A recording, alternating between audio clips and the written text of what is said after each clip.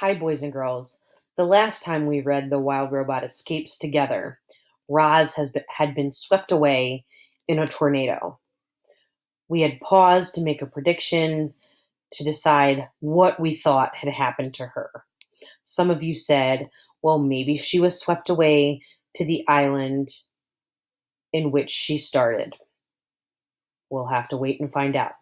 Some of you also said that she got swept up but didn't get hurt, or she got swept up and then the Sharif family repaired her. So now we get that opportunity today to figure out just how everyone is doing. So here we go. At first, Roz didn't realize she was in the tornado. She kept expecting to fall back to the ground, but the wind only lifted her higher and higher. She saw the treetops, the rooftops, the faraway fields. More of the countryside came into view with each spin around the funnel cloud. Our robot's survival instincts were blaring in her head, urging her to protect herself. But what could she do? The tornado was in complete control. The winds whirled her up and around and up and around. Roz could almost imagine what it was like to fly, and she thought of Brightbill. It seemed her final moments would be spent in her son's airborne world. Roz wasn't the only thing swept away in the storm. Dust, gravel, leaves, branches, fence posts, and farm equipment were all swirling around with her. The robot was pelted by flying objects, big and small. She never even saw the shovel coming. The heavy tool wheeled around the tornado and clang hit her in the back of her head. Everything suddenly went dark while Roz was still up in the sky. Chapter 27: The Broken Robot. The Sharifs found their robot powered off, lying in a ditch by the road. Her left leg was crumpled beneath her torso. Her right arm was twisted around a tree trunk, and her whole body was covered in new scrapes and dents. Together, the family heaved Roz into the bed of the pickup truck, where Oscar was waiting. The dog sniffed her broken body while the Sharifs climbed in beside him. The Rambler turned around. The road was littered with debris from the storm, and the truck had to drive slowly. As they bounced along, Jad pressed the button on the back of Roz's head. She powered up, and her garbled voice automatically said, "Hello, I am Razum, Unit 7134, but you may call me Roz." Oscar licked the poor robot's face, and Jad leaned in close. "Roz, can you hear me? Are you okay?" "Hello, Jad. I have broken limbs and minor damage to my computer brain. My systems are now repairing themselves. Please stand by."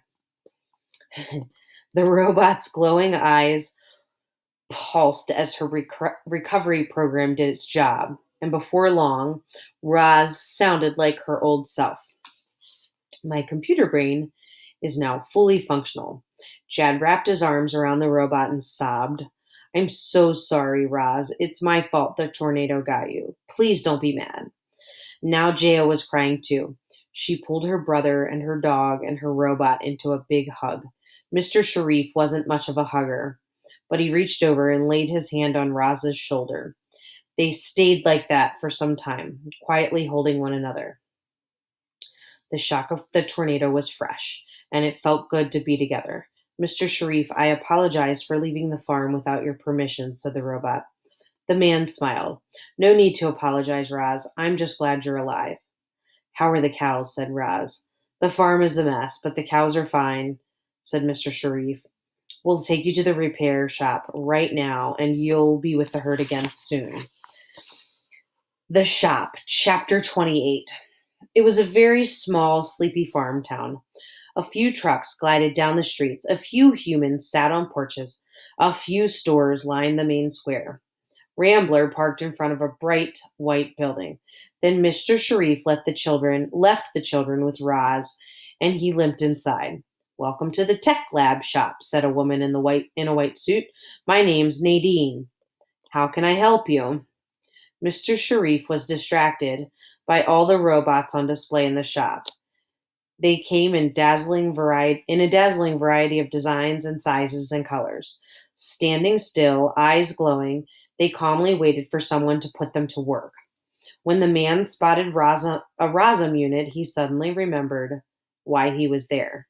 "I'm the owner of Hilltop Farm," he said, "and we were just hit by a tornado." "I heard the siren," said Nadine. "Is everybody okay?" "My family's okay, but I've got a Rosam unit outside who's in bad shape." The woman called over her shoulder, "Patch, bring me the Rosam repair kit." The robot marched into the room carrying a large case. He looked similar to a Rosam robot, but he was shorter and wider.